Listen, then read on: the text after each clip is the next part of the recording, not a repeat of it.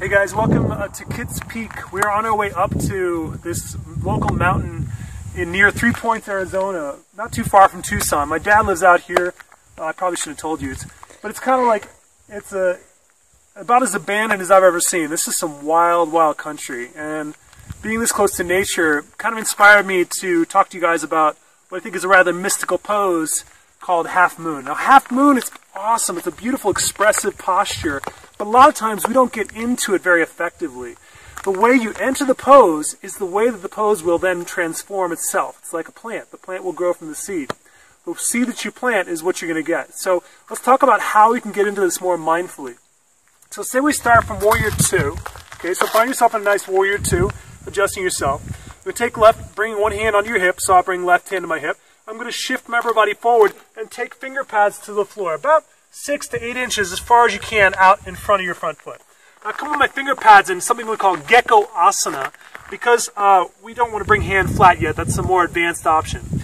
So your finger pads on the floor, giving you some room to maneuver here. Step your back foot in a few times if you like.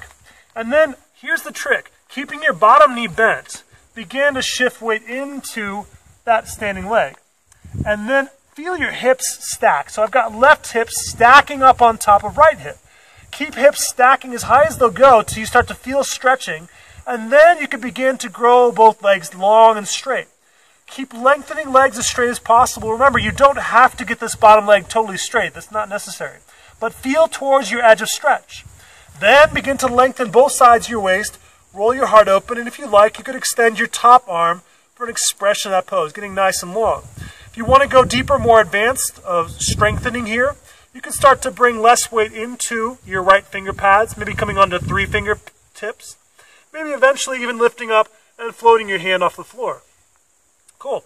And if you'd like to go deeper into a stretching option here, something nice and fun, maybe I'll call this a fallen half moon, is take your top arm, extend alongside your ear, and then begin to see if you can reach finger pads, fingers towards the floor.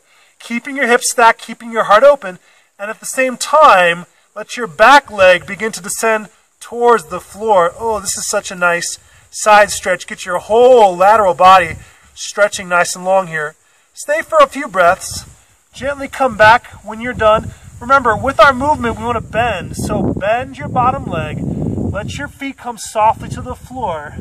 And just kind of ragdoll it out a little bit here.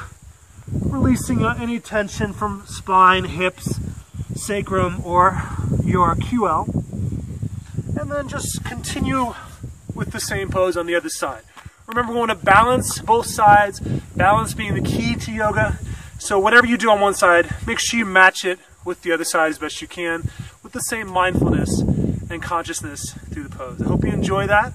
If you want some more awesome yoga videos, please check out my YouTube channel, Tyler Yoga TV. You can also check out all of these amazing courses if you want to get deeper into it on our store at sadinardini.com or tyleryoga.com. Hope you have a beautiful day. Namaste.